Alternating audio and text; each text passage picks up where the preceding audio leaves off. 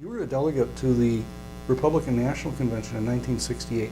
Yes. And that was a time where Nixon was nominated. There were three main contenders, Reagan and Rockefeller. And as I recall, you were not only the only person in the Minnesota delegation, but also the only person in the U.S. to vote for John Lindsay for president I think on the that's first right, ballot. Yes. Right. What were you thinking about what was going on with U.S. politics back then? What prompted that? Well, the difficulty I had was that in 1964, I was working for Dr. Walter Judd, who was our favorite son from Minnesota. We took the delegates to the convention, and I went to the convention working with Dr. Judd, and we picked up a couple of votes, and that was about it, other than the Minnesota delegation. And the concern I had was that Senator Goldwater had a reputation that would not make him electable. The most important thing for me in politics is to get elected. And I really thought that Goldwater could not get elected. And of course you were right. And I was right there. Now, what happened then is I saw all kinds of young people coming up, the 18 to 25, 18 to 35-year-olds, move into the Democratic Party because they weren't going to support Goldwater. So for 4 years, we had a dearth of young people in the Republican Party. In 1968, I thought the same thing would happen again. I didn't see Nixon really capturing young people. And I figured after 4 years, we can't have another 4 years or 8 years overall of not having new young blood coming into the party. And so therefore, I wanted to vote for somebody who I thought would be able, who was young, aggressive, energetic, had a good reputation, ran a good administration, to be a presidential candidate. And that's why I voted for John Lindsay. I had to ask, do you think that the same thing is happening today in terms of young people? It might. We'll leave that for now as we listen to what Lyle had to say about the retaliation that occurred. Do you think that there was retaliation against him? Do you think it's fair use of the word? Yes. And I think the retaliation was totally too strong, way too strong. I mean, I can see why you would punish people for breaking a caucus issue, but there's many ways of handling that, which is nothing like what was done here. It was just almost taking a baseball bat and hitting him over the head. Now, unfortunately for a couple of those people, or at least one of those persons, that person had been irritating the caucus for years. And the minority leader had been defending. I mean, the minority leader's job is to support all of his team and to become a majority leader someday. And so you don't, unless you're Dick Day, you don't really kick people out. But generally speaking, that's the way it works. Unfortunately, this one person has caused so many problems that the caucus was really angry, pushing the minority leader very hard to even do worse things than what was done.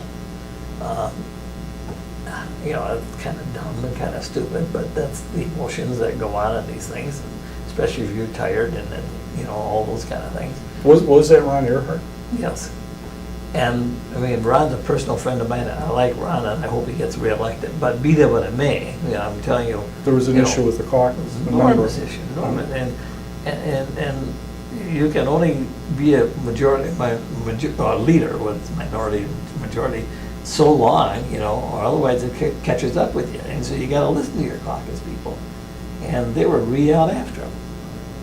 So anyway, that's but I think it was handled way too strongly. One of the kinds of retaliation was something you could think of as approaching harassment.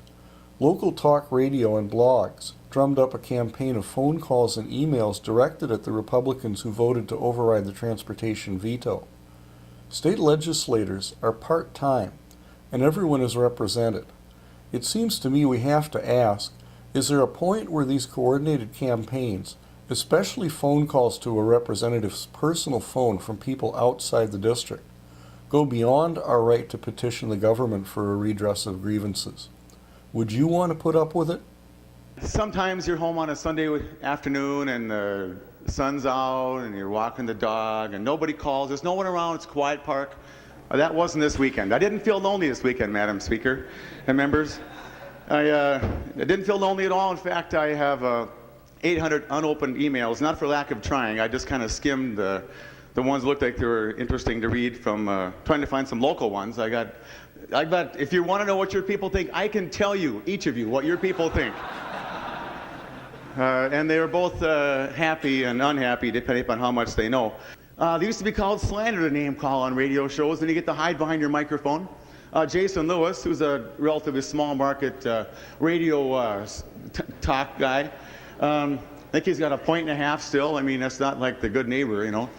He's been calling me names. He has people calling me up, writing me emails based upon like 1/10 of the story. At least if you're going to have them call me, tell them the whole story. Tell them the chamber supports it. Tell them it's 2 cents. Tell them all the gas tax goes to roads and bridges. Tell them there's reform in the bill. And my good friend Phil Krinky, the Taxpayers League, I'm on their blog. Call Jim and Kathy. We didn't feel lonely. Part of why I'm doing this today is because they did this. I don't know why they would do it again. I thought they would be fair. These are people who have really good citizens listening to them. These are their bread and butter citizens. These people have jobs. They have good families. They care. They pay their taxes, and they're obedient to laws. And they tell them the half the truth, and they call me up and they embarrass themselves because they don't know the whole story. Please, if you're going to tell the story, tell all of it. My understanding is that there was what you could call retaliation that resulted from that. And I want to talk about a couple of different elements of that regarding the 6 in the Republican caucus who voted to override. Did they lose assignments and lose leadership positions? Well, basically there was kind of a process that happened over a few days. We took the vote on the transportation bill on a Thursday, and then when it was obvious that there were enough votes for an override, then the Republican caucus leaders got together and said, well, what can we do in the next couple of days to convince our 6 Republican members that they need to switch their vote when it comes to an override, to vote with the Democrats instead of supporting the governor on vetoing the bill.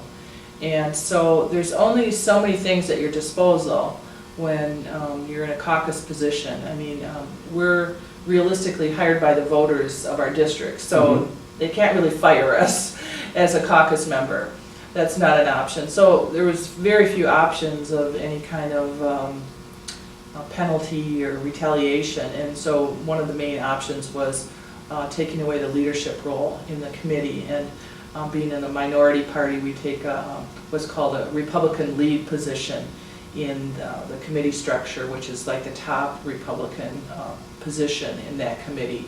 So if we were to get majority, the top Republican lead would then become the committee chair. So that was one of the only things at the disposal of the Republican House leadership as far as something to take away, some kind of penalty. And so knowing then the day after we took the initial vote that that would be the penalty for following through with a veto override, then the 6 of us all went in kind of with our eyes open, and we needed to decide whether we thought our leadership position was more important than our roads. For me personally, it was then the 13 people that died in the I35W bridge collapse and the transportation system for our state. And I said, I am willing to give up a leadership role within the caucus in order to do something that I believe is right for our state.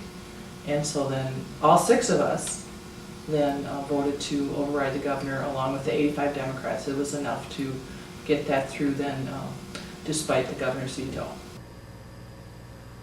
Anyone can draw a line in a river, but it takes a village or a city to make it stay. That's what we did here. The benefit was power, mechanical power for milling, then electric power that ran an early Minneapolis streetcar system with about 60% more daily riders than today's entire MTC system. From pilgrims to cell phones, the history of America can be seen as one big escape attempt. Early colonists came to escape a history of religious persecution. Our Republican form of government is, not was, is an attempt to escape a history of rule by remote, arbitrary, unaccountable government. At its root, Our Civil War was an attempt to escape our history of slavery.